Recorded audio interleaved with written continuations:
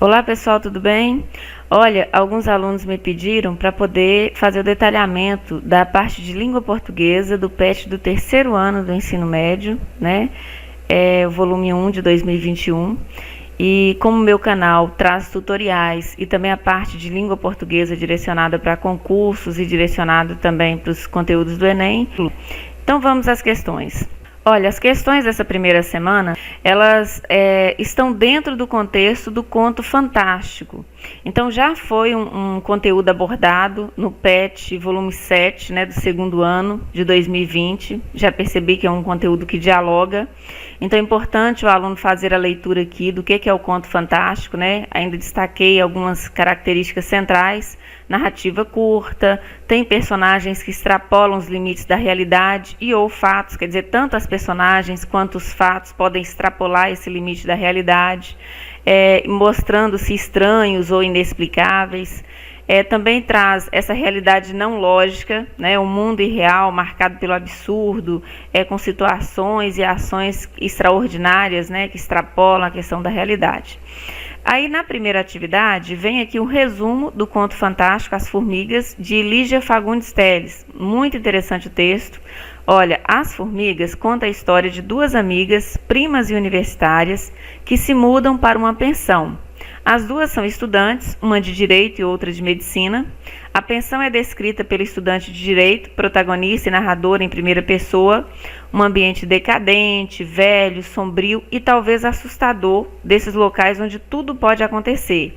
Então aqui nós já temos, olha só, ele já conta, né, para nós que é uma personagem principal, por isso protagonista. Se narrada em primeira pessoa, quer dizer, a própria personagem conta aquilo que está acontecendo.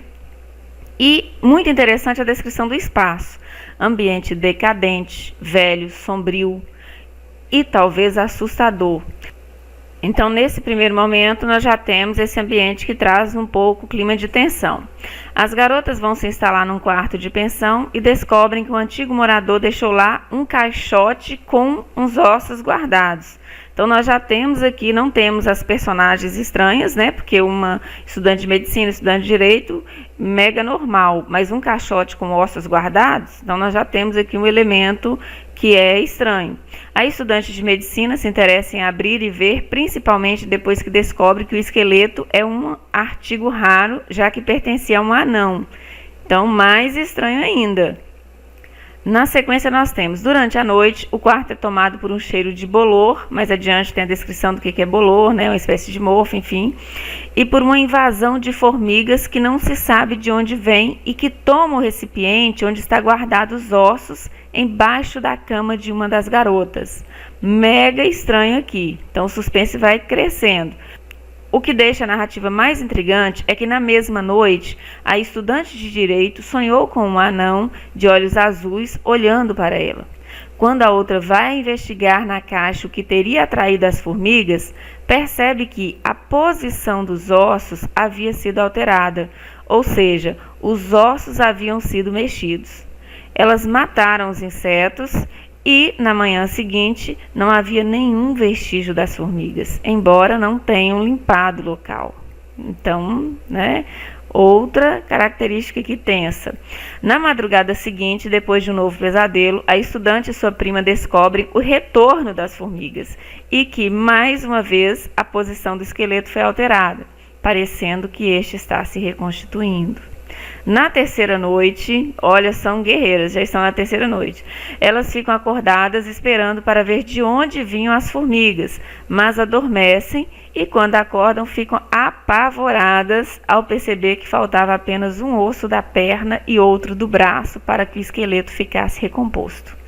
Elas fogem desesperadas da pensão, da rua.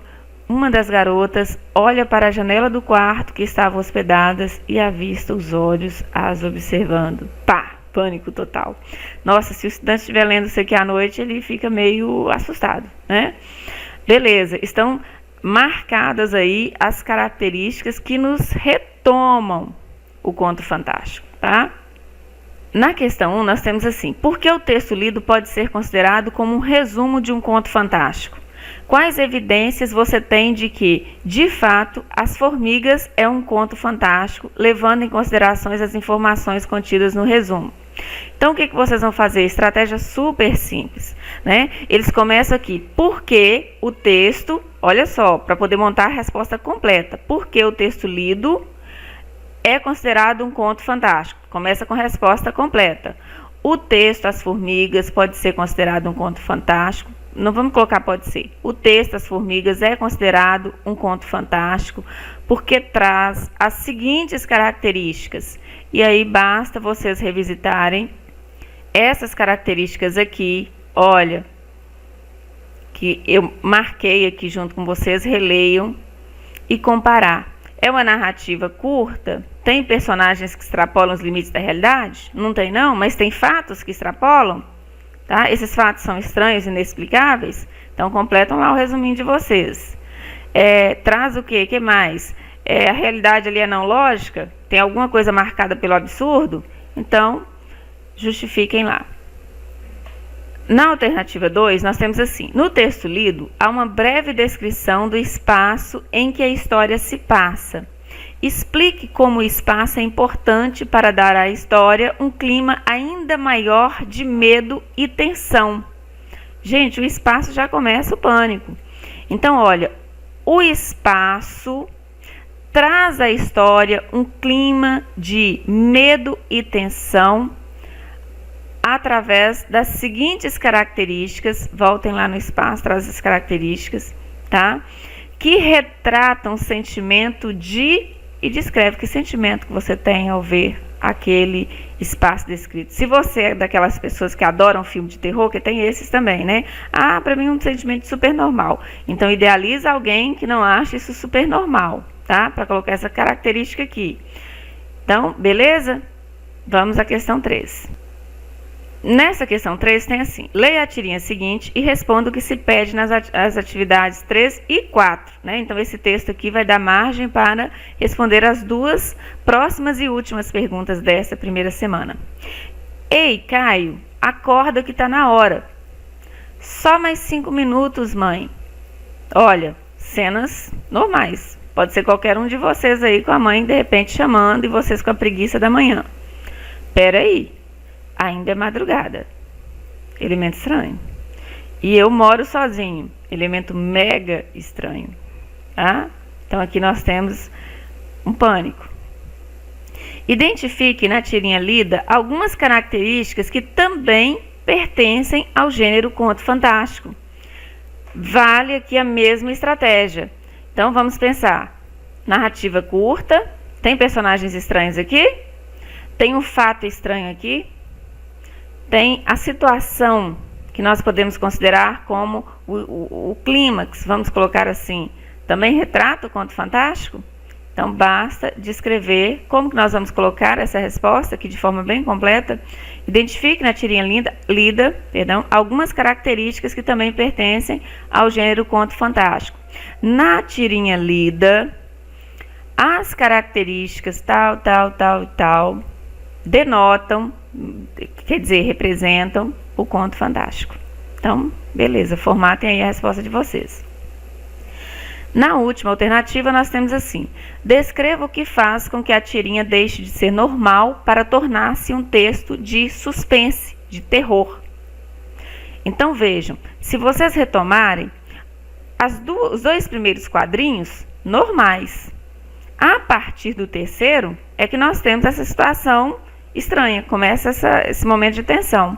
Então, descreva o que faz com que a tirinha deixe de ser normal. Então, vamos descrever como vocês podem iniciar essa resposta. A partir do terceiro quadrinho, percebe-se o clima de suspense e terror através de... Só colocar a interpretação aqui, tá? Completem aí, beleza? Logo, logo eu publico para vocês da segunda semana. E postem aí se ajudou, se não ajudou, como que foi, enfim. Beijos.